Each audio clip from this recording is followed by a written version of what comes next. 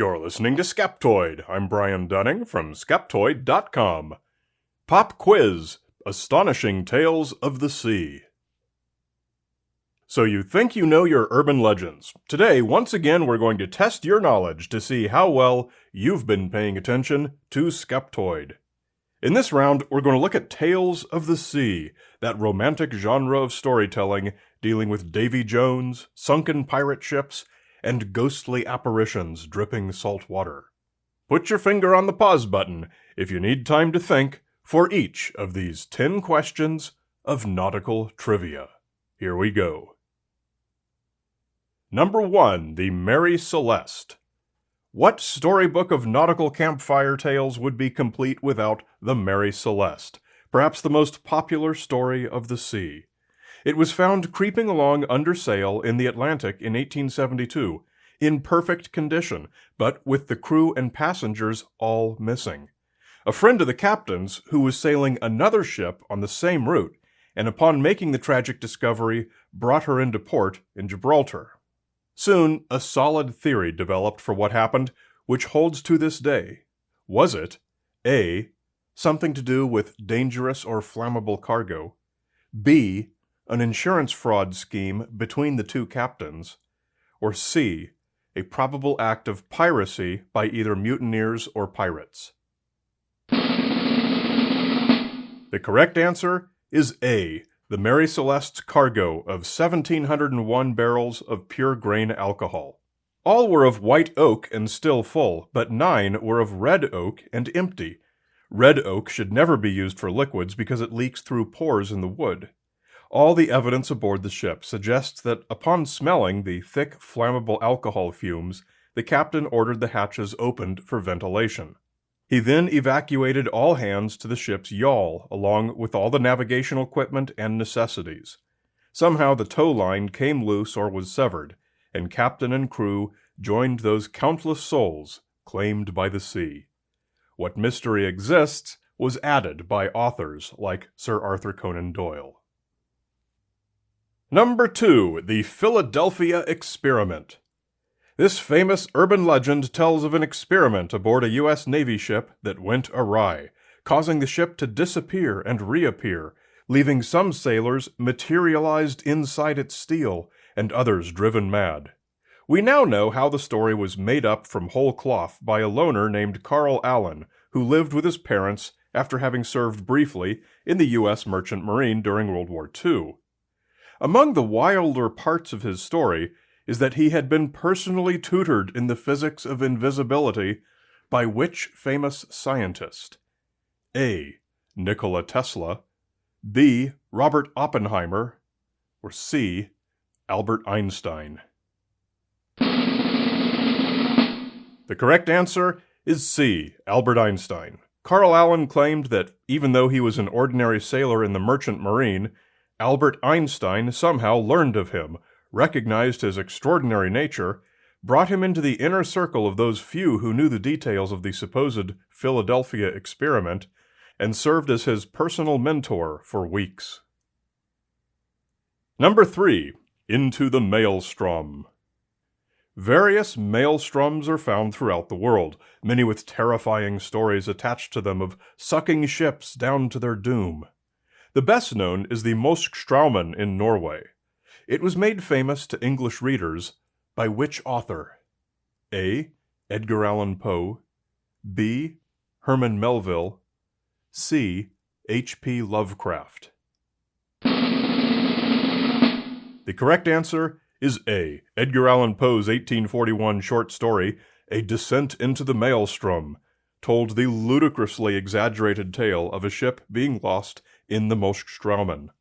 Other authors such as Jules Verne and Robert Louis Stevenson have used it in their own fiction as well, but Poe's original story was by far the most influential. The Melstrom is not actually dangerous to ships, other than its currents pushing them toward rocks, and today tourist boats go out there with each turn of the tide to show off the spectacle. Number 4, the Sargasso Sea. The infamous Sargasso Sea in the middle of the North Atlantic has long fed sailors yarns of ships being trapped until their crews starve and die. Which of the following hindrances to navigation is true of the Sargasso Sea? A. There are no special problems sailing through the Sargasso Sea. B. The dense growth of sargassum seaweed can stop sailing ships. C. A lack of wind in the Sargasso Sea can stop sailing ships. The correct answer is C. A lack of wind. The Sargasso Sea happens to be geographically located for a confluence of two conditions. First, it's at the center of the North Atlantic Gyre due to the shape of the continents, which brings up nutrients from deeper waters and feeds a rich population of sargassum seaweed. But contrary to rumor, nowhere is this dense enough to trouble sailors. Second, its latitude puts it at about 30 to 35 degrees north, which is the location of the subtropical ridge, also known as the horse latitudes. It's right between the trade winds and the westerlies, so is characterized by notoriously calm winds, called the doldrums. Sailors looking to make good time should avoid. Number 5. The Lost Ship of the Desert. There are always tales of an ancient ship inexplicably being found buried in a landlocked desert.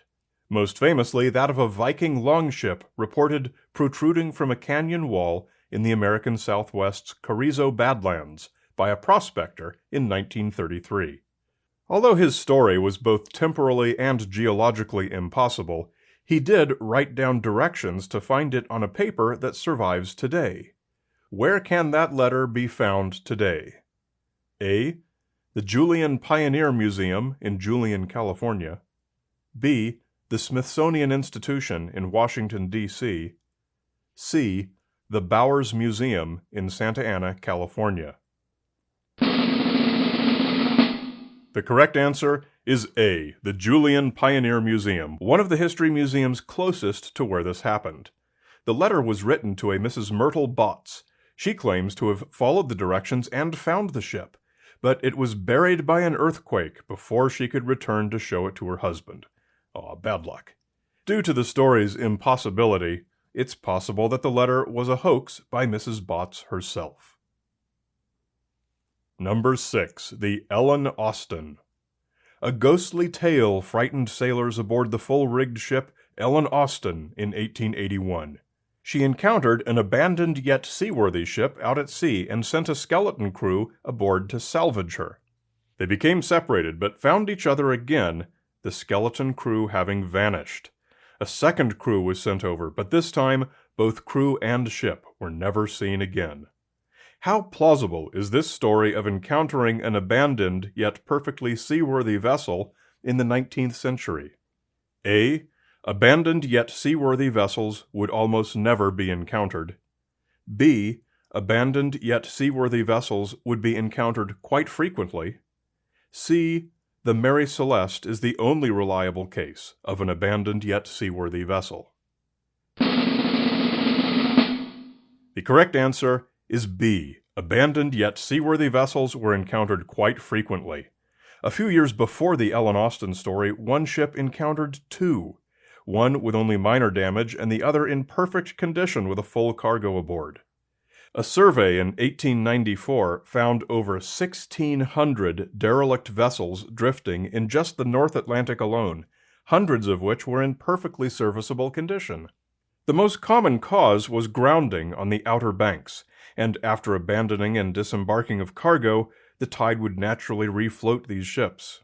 A story like that of the Ellen Austin, or the Mary Celeste, was not all that remarkable. Number 7. Flanon Light. Christmas of 1900 was when 3 lighthouse keepers mysteriously vanished from the Flanon Isle's lighthouse. The island itself was cloaked in strange tales of magical beings and bizarre rituals held by ancient religious sects. Off what country's mainland are the Flanon Isles located? A. Ireland. B. Wales. C. Scotland. The correct answer is C. Scotland. Despite extensive fictionalization and dramatization of what happened, the evidence suggests, though there's no proof, that 2 of the men were swept into the ocean by storm waves while attempting to secure some tackle, and the third, who didn't have time to put on his oilskins, was also lost when he rushed down to throw them a line. Number 8. The Fate of Fletcher Christian. Another great tale of the sea is the famous mutiny on the Bounty, after which the lead mutineer, Fletcher Christian, took the Bounty to Pitcairn Island. There a motley crew of mutineers and 17 Tahitians settled permanently and scuttled their ship. 19 years later, an American whaling ship arrived at Pitcairn and found a population of all women and children, with a single adult man. Was he A. Fletcher Christian, B. Another mutineer, C. A Tahitian man? The correct answer is B. John Adams, an able seaman of the Bounty and a mutineer. The other men, English and Tahitian alike, had all long since murdered one another in disputes over women, authority, and slavery. On Pitcairn Island had Fletcher Christian met his bloody end. Number 9. Captain Kidd. It seems as if all the stories of the most notorious buried pirate treasures all belong to Captain William Kidd, the illustrious 17th century privateer. Today you can hardly turn on a TV show on History or the other pseudo-history networks without hearing them connect some treasure of Captain Kidd's to some urban legend or ancient mystery. Which of the following statements is true of Captain Kidd's treasure? A. Kidd buried one known treasure, but it netted nothing for modern treasure hunters. B. Kidd buried treasures that have yielded millions for modern treasure hunters. C. Kidd is not known to have buried any treasure. The correct answer is A. Kidd buried only one known treasure. When he sailed to Boston to face charges for piracy in 1699, he and the half-dozen or so men who were still with him were allowed to stop at the privately owned Gardiner's Island to bury whatever personal valuables they had. They were fearful of being robbed by former crew members who were waiting in New York. These stashes were all retrieved by the court and either kept as evidence or returned to their owners. Kidd is not suspected to have buried any other treasure during his career, which explains why nobody has ever found any. Number 10. The Flying Dutchman. When it comes to stories of ghost ships, one tale rules them all, that of the Flying Dutchman. In some versions it's the name of the ship, in others the name refers to its captain. Both are condemned to weather stormy seas for all eternity, never seeing their home port. Which of these is true? A. The source for the stories remains unknown. B. The Flying Dutchman was the nickname of a 17th century captain with the Dutch East India Company. C. The story originated with Richard Wagner's 1840 opera, De Vliegende Hollander. The correct answer is A. It's unknown. It was already an old story by the time Wagner wrote his version of it, and no captain of the Dutch East India Company is known to have been called any such nickname, though much later authors have added this fictional claim to the canon. Certainly the company had many illustrious captains. So, how did you do? As always, tweet me your score at @BrianDunning. If you got 5 or fewer right, you need to turn off the TV and listen to more Skeptoid. If you got 9 or 10 right, then congratulations, you truly do know your nautical lore. Just remember that whenever you hear virtually any maritime legend, you can rest assured that it's been gilded with plenty of exaggerated nonsense. Because if it wasn't, hey, it wouldn't be half as much fun. But of course, nobody is as much fun as our premium supporters like Terry McGrath, a very grateful Selena O'Brien, Lori Seraphin, and Jeremy Buffington. Thanks to you and the many more premium members out there who make Skeptoid possible. Remember, premium members listen ad-free and get more than 10 times as many shows in their feed. It's easy to join. All you have to do is come to Skeptoid.com and click Go Premium. For as little as $5 a month, you can support nonprofit educational podcasting and get the ad-free show and an awesome free gift at the same time.